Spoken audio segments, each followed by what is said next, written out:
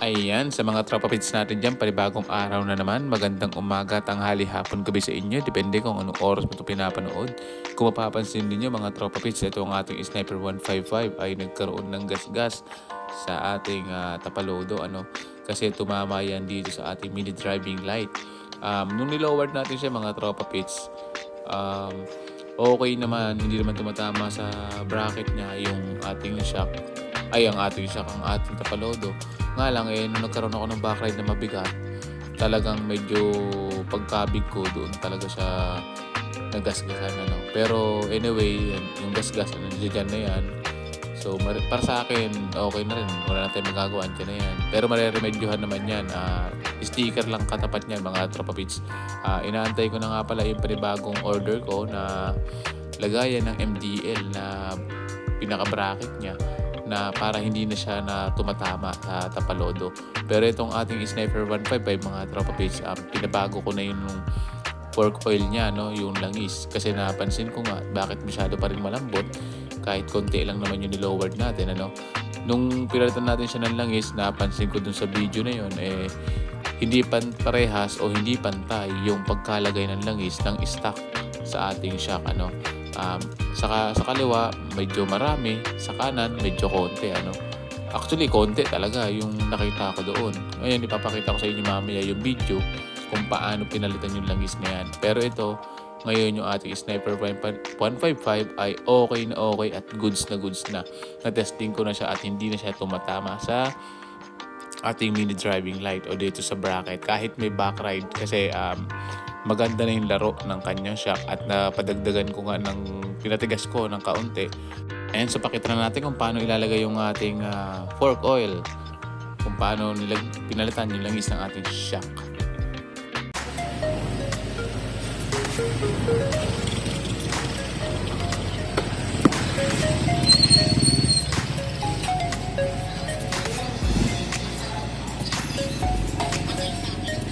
Alright, so ito na ang ating Sniper 155. Dinala ko na siya sa pinakamalapit na shop dito sa amin, sa Pag-asa, I think, or 20th Street na ata tong lugar namin, Pero ito na, naka-ready na yung ating Sniper 155. Konting-konti na lang at isasalang na siya. Inaantay lang matapos yung ibang nagpapagawa. Tapos ako naman na.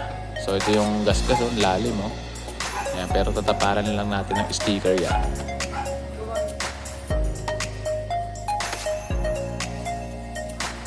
Ayan, so baklasan na mga tropa pits. Tanggalin na ito at sinalang na. Kung mapapansin natin, nakabaklas na yung mga ibang parts niya.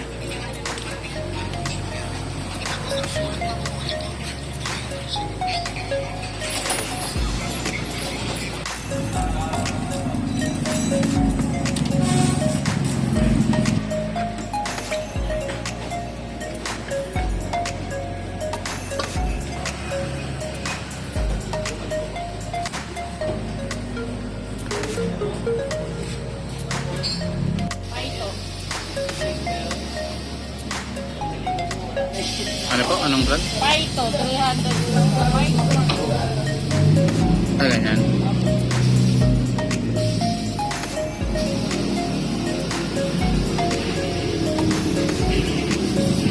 Ah, 250. 300 ka? Opo.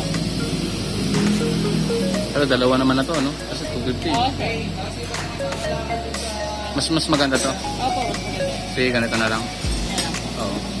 Ito yung stock na laman ng ating fork oil. Yung unang-una hindi ko na-videohan. Mas konti yun. Ito kung mapapansin nyo parang tubig pa yung laman ng stock fork oil natin. Ayan, sa mga tropa pits natin dyan, nalagyan na yung shock natin ng isa. Kung mapapansin nyo, nabawasan at mayroon pala itong sukatan, Maganda rin pala itong langis itong na nasusukat ni Kuyang Mekaniko yung pagkalagay niya, Hindi mo na kailangan gumamit ng mga panukat. Yan na nga, nagpatulong na siya sa kanyang kasama at nilalagay na yung lock ng sa shock. Ayan, so finish na. Yung isa naman. Yan, kung papansin nyo, medyo tumigas-tigas na siya. At ito naman yung pangalawang shock natin, kinakabit na rin nila. Yan, hindi pala kaya ng isang tao, kailangan may assistant ka kasi may nagpo-push at meron naman naglalagay ng lock.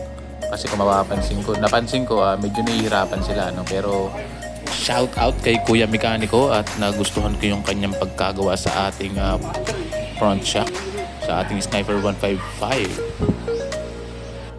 At eto na nga, natapos na mga tropa pits at nakakabit na niya at naka-set up na rin sa lowered yan. Kung mapapansin nyo, nakaangat yan. At single bolts pa rin tayo, ano. Ngayon, eto na, kinakabit na yung ating hinihigpit-higpitan na lang. At mamaya-maya lang at matetesting na natin itong ating lambot ng shock.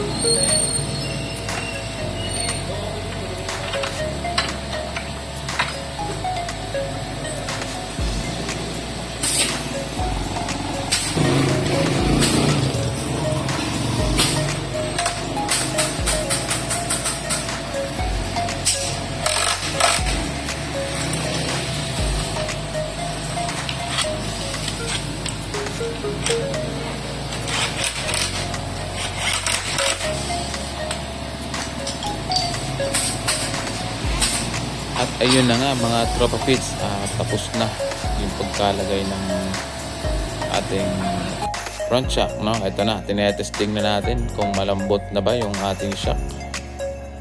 Patesting natin kay Kuya Mekaniko, yan, no? Medyo maganda na siya.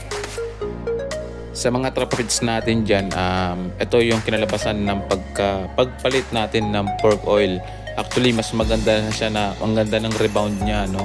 Saka napansin ko kahit liku-liku ko, hindi siya tumatama. At nasubukan ko din yan, no? May backride ako na mabigat.